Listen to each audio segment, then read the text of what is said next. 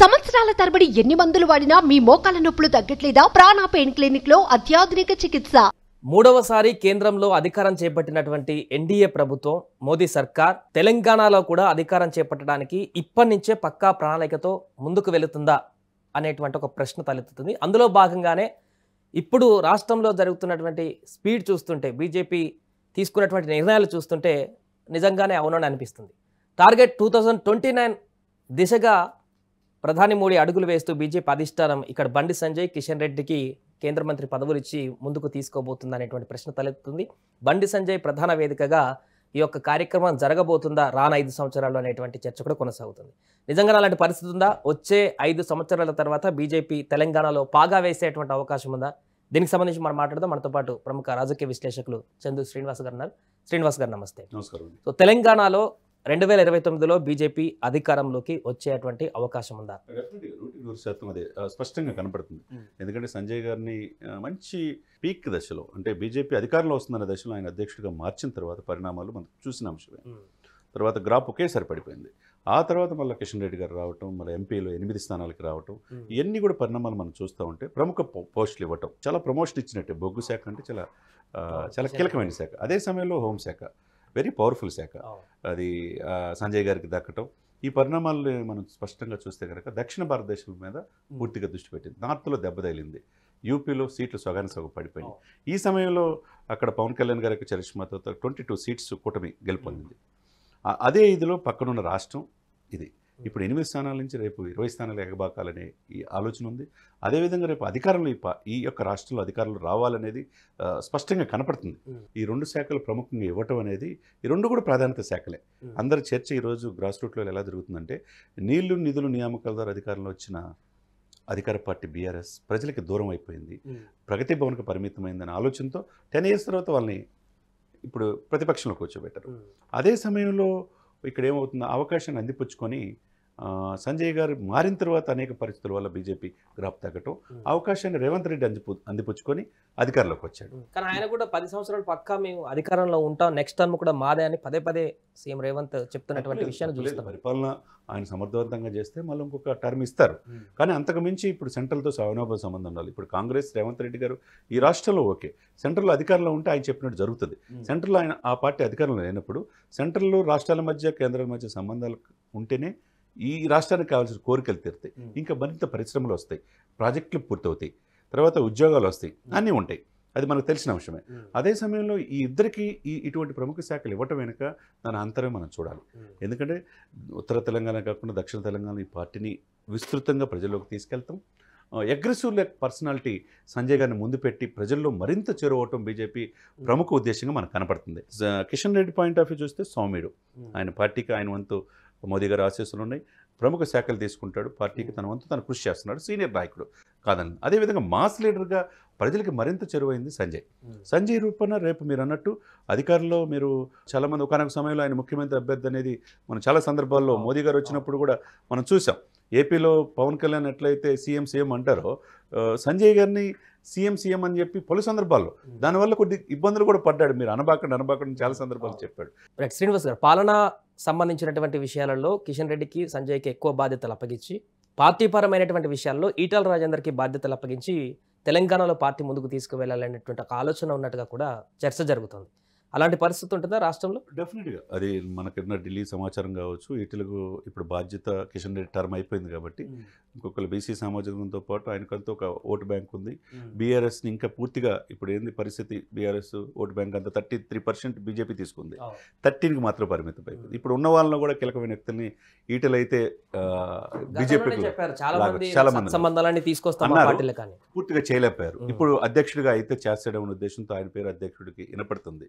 అదే సమయంలో ఆయనతో పాటు ఒకరిద్దరు పేర్లు వినపడుతున్నా ఆయన ప్రముఖంగా ఉన్నాడు. ఇకపోతే జాతీయ స్థాయిలో ఇంకొకటి అద్భుతమైన అవకాశం తెలుగు రాష్ట్రాలకు రాబోతుందంటే, లక్ష్మణ్ గారు జాతీయ బీజేపీ అధ్యక్షుడిగా వస్తాడనేది వినపడుతుంది. అదే కనుక జరిగితే దక్షిణ భారతదేశాల మీద ఎంత దృష్టి పెట్టారనేది మనం ఆలోచించుకోవాలి. దానివల్ల ఆయన ఆల్రెడీ ఓబీసీ చైర్మన్గా ఉన్నారు, విధానపరమైన నెల పార్లమెంటు బోర్డులో మెంబర్గా ఉన్నాడు, రాజ్యసభ సభ్యుడు. దీంతోపాటు ఆయనకి ఏంటంటే యూపీలో ఎక్కువ అభ్యర్థులను గెలిపించాడు అనేది ఉంది. అదే లక్ష్మణ్ అంతకుముందు గతంలో అధ్యక్షుడు చేస్తున్నాడు కాబట్టి, నేషనల్ లెవెల్లో ఉన్నాడు కాబట్టి, ఆయన కనుక పార్టీ నడ్డా ప్లేస్లో కనుక వస్తే ఇంకా మరింత ఉత్సాహంతో బీజేపీ వెళ్ళే అవకాశం ఉంది. ఈ అన్నిటికి ఒకే ఏంటంటే బండి సంజయ్. ఈయన ఎట్లయితే పవన్ కళ్యాణ్ గారు ఆంధ్రప్రదేశ్లో సీఎం స్థాయికి ఎదగాలి 2029 అనేది వెళ్తుందో, అది మోదీ గారి దృష్టిలో పడ్డాడో, అదేవిధంగా సంజయ్ అనే వ్యక్తి కూడా ఫ్యూచర్లో రాబోయే రోజుల్లో ఆయనకున్న అగ్రెసివ్నెస్ కావచ్చు, ఆయన ప్రజల్లో చొరవ కావచ్చు, మాస్ లీడర్గా ఎదిగిన తీరు బీజేపీని డెఫినెట్గా ముందుకు తీసుకెళ్లి అధికారులు రావడానికి స్పష్టంగా సంజయ్ నాయకత్వంలో అవకాశం ఉంది. ఆయన ఫ్యూచర్లో మీరు ముఖ్యమంత్రి అయినా ఆశ్చర్యపడాల్సిన అవసరం లేదు. ఇప్పుడు కేంద్ర మంత్రి హోదాలో ఉన్నారు ఆయన, గతంలో ఎంపీ రాష్ట్ర అధ్యక్షుడు హోదాలో ఉన్నారు. అప్పుడు ఏం మాట్లాడినా చెల్లింది. బట్ ఇప్పుడు కూడా అంతే అగ్రెసివ్గా ఉంటారా? కొంత సాఫ్ట్ కార్నర్లో చూడొచ్చా బండి సంజయ్ని? అంటే Sanjay home minister. So home minister అంటే వెరీ పవర్ఫుల్ పోస్ట్. ఆయన ఎప్పుడూ అగ్రెసివ్గానే ఉంటాడు. ఇక డ్రెస్ వేసి కూడా అంతే. ఇప్పుడు పరిపాలన గాడిలో పెట్టడంలో ఇప్పుడు ఎక్కడ జరిగిన బాంబ్ బ్లాస్టింగ్స్ కావచ్చు, ఎక్కడ ఇన్సిడెంట్ జరిగినా దేశంలో మూలాలు హైదరాబాద్లో ఉంటాయి. అటువంటిది ఒక రకంగా మజ్లిస్ పార్టీకి ఒక సవాలు. అదేవిధంగా ఈ ఛాందస ఉగ్రవాదులు కార్యకలాపాలకి చెక్ పెట్టడంలో ఆయన ముందుంటాడు. అదే సమయంలో భహింస అల్లర్లు కూడా మనం చూసాం. అటువంటి లా అండ్ ఆర్డర్ తీసుకురావడంలో కఠినంగా వ్యవహరిస్తారు. అందులో నో డౌట్ ఎట్ ఆల్. ఎందుకంటే పరిపాలన శాంతియుతంగా ఉంటే, లా అండ్ ఆర్డర్ బాగుంటే ఆ రాష్ట్రం అభివృద్ధి చెందుతుంది. అదే సమయంలో ఒకవైపు రేవంత్ రెడ్డి గారు కూడా ఈ యొక్క హైదరాబాద్ని లా అండ్ ఆర్డర్లు ఈ డ్రగ్స్కి అడ్డాగా మారుతుందని చెప్పి చాలా కంట్రోల్లో పెట్టి ఒక లైన్ తీసుకొస్తున్నారు. ఇక హోంశాఖ సెంట్రల్ కూడా సహాయం ఉంటే కనుక ఈ రాష్ట్రం మరింత శాంతియుతంగా ఉండే అవకాశం ఉంది. మీరన్నట్టు పరిపాలనపైన దృష్టి పెట్టడంతో పాటుగా క్యాడర్ని ఎక్కువగా బీజేపీ వైపు రావడానికి యూత్ కావచ్చు, సంజయ్ గారి యొక్క ఈ శాఖ అనేది ఉపయోగపడుతుంది. ఒక మాస్ లీడర్గా గుర్తింపు పొందిన ఈయన పరిపాలన కూడా చేయగలరు అనేది ప్రజల్లో ఎక్కువగా ఉంది. ఈయన వెనక బలమైన సామాజిక వర్గం ఉన్నారు, బీసీలు ఎక్కువగా ఉన్నారు. అది ఈయన కలిసి వచ్చే అవకాశం ఉంది. అదేవిధంగా దేశ నాయకుడు మోదీ గారి మన్ననలు కూడా ఉన్నాయి కాబట్టి ముఖ్యమంత్రి స్థాయికి వెళ్ళే అవకాశాలు అందరికంటే ఎక్కువగా సంజయ్ గారికి అవకాశం. అయితే దక్షిణ తెలంగాణలో చూస్తే చాలా నియోజకవర్గాల్లో ఇప్పుడు గ్రామ స్థాయి ఇంకా బీజేపీకి అంత బలమైనటువంటి క్యాడర్ లేదు ఉత్తర తెలంగాణతో పోలిస్తే.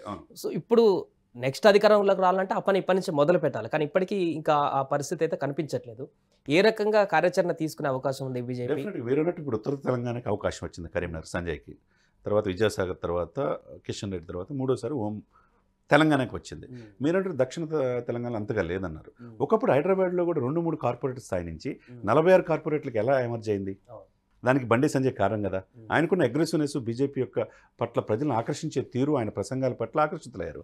అదేవిధంగా దక్షిణ భారతదేశంలో కూడా బీజేపీ తీసుకోవడానికి ఎటువంటి ఇది లేకుండా సంజయ్ నాయకత్వంలో నడపగలరు. మీరన్నట్టు పరిపాలన మీద ఒకవైపు కిషన్ రెడ్డి కలుపుకుంటా, ఇప్పుడు ఈయనకున్న అగ్రెసివ్నెస్, మాస్ లీడర్కి గుర్తింపు, పార్టీని అధికార దిశగా డెఫినెట్గా 2029లో బీజేపీ తెలంగాణలో అధికారంలో వచ్చే అవకాశాలు, ఇక్కడ ప్రభుత్వాన్ని ఏర్పాటు చేసే అవకాశాలు స్పష్టంగా కనపడుతుంది. అలాంటప్పుడు మరొకసారి తెలంగాణ అధ్యక్ష బాధ్యతలు బండి సంజయ్కి అప్పగించేటువంటి అవకాశం జాతీయ పార్టీ ఏమైనా చేస్తుందా? ఎందుకంటే మిగతా లీడర్కి ఉన్నారు కదా, వాళ్ళకి సమన్యాయం చేసేటువంటి అవకాశం ఏమైనా ఉంటుందా? లేదు, ఇప్పుడు ఆల్రెడీ ఆయన ఒక టర్మ్ చేశాడు కాబట్టి ఇంకొకరికి అవకాశం ఇవ్వాలి అన్న ఉద్దేశంతో కిషన్ రెడ్డి గారికి ఇచ్చారు. ఇప్పుడు మళ్ళీ ఈటెల రాజేందర్ పేరు వినపడుతుంది. తర్వాత దానికోసం డీకే అరుణ గారు ప్రయత్నం చేస్తున్నారు, ఇంకొకరు ప్రయత్నం చేస్తున్నారు. చేసే క్రమంలో ఈ పాయింట్ ఆఫ్ వ్యూలో ఏంటంటే ఈటెల రాజేందర్ గారికి అధ్యక్ష పదవి వచ్చే అవకాశాలు స్పష్టంగా కనపడుతుంది. అదే సమయంలో ఈయన ఆల్రెడీ కష్టపడ్డాడు, పార్టీని పాదయాత్ర ద్వారా ప్రజల దగ్గర చెరువు చేశాడు. క్యాడర్ అనేది ఒక సాలిడ్ ఓటు బ్యాంక్ని బీజేపీకి తీసుకురాగలిగాడు తెలంగాణలో. కాబట్టి ఈయనకి పరిపాలన కూడా అవకాశం ఇస్తే, పవర్ కూడా ఇస్తే ఎలా ఉంటుంది అనేది చూపిస్తారు ఇప్పుడు ప్రభుత్వం. మోదీ గారి చాలా కష్టపడ్డాడు, పార్టీని బతికించాడు ఉద్దేశంతోనే ఎవరు ఎన్ని ప్రయత్నాలు ఈయనకి రాకుండా చేయాలని చూసినా మోదీ గారి అండదండలు ఉన్నాయి కాబట్టి ఈరోజు ఈయనకి ఎవరు గాడ్ ఫాదర్ లేరు, మోదీ గారు ఒక్కళ్ళే. ఎందుకంటే ఈ కష్టం ఆయనకి తెలుసు కాబట్టి అనేక సందర్భాలు ఈయన ప్రశంసిస్తే అది వేరే వాళ్ళు తట్టుకోలేక కొంతమంది నెగిటివ్గా ఈయన మీద చాలా నివేదికలు పంపించి సెంటర్లో ఈయన్ని ఆ అధ్యక్ష పదవి నుంచి తప్పించారే. కానీ ఇప్పుడు అంతకు మించి కేంద్ర స్థాయిలో ఎదిగాడు. అదే ఎదిగే కొద్దీ ఎదిగే లక్షణం ఆయనకి మోదీ గారి మన్ననలు ఉంది కాబట్టి ఈ రోజున ఆయన ఆ స్థానంలో రావటం, రేపు ఈ పార్టీని అధికారంలో తీసుకొచ్చే సత్తా కూడా ఆయనకి స్పష్టంగా కనపడుతుంది. రైట్ శ్రీనివాస్ గారు, మొత్తానికి అది తెలంగాణలో ఆపరేషన్ 2029 టార్గెట్గా బీజేపీ అడుగులు వేస్తున్నట్టు కనపడుతుంది. ఆ దిశగానే ఇప్పుడు ఇద్దరు కేంద్ర మంత్రులకు అవకాశం కల్పించడం, భవిష్యత్తులో ఇంకా మరిన్ని ప్రిఫరెన్స్లు కూడా తెలంగాణ రాష్ట్రానికి ఇచ్చి ఇక్కడున్నటువంటి తెలంగాణ ముఖ్య నేతలను ముందుంచి పార్టీని మరింత ముందుకు తీసుకువెళ్ళటం దిశగా అడుగులు వేస్తున్నట్టు తెలుస్తుంది. దీంట్లో బండి సంజయ్ భాగస్వామ్యం ప్రధాన కీలక పాత్ర పోషిస్తుందంటూ కూడా చెప్తున్నారు. సుమన్ టీవీలో మీ పర్సనల్ అండ్ బిజినెస్ ప్రమోషన్స్ కోసం కింది నెంబర్కి కాంటాక్ట్ చేయండి.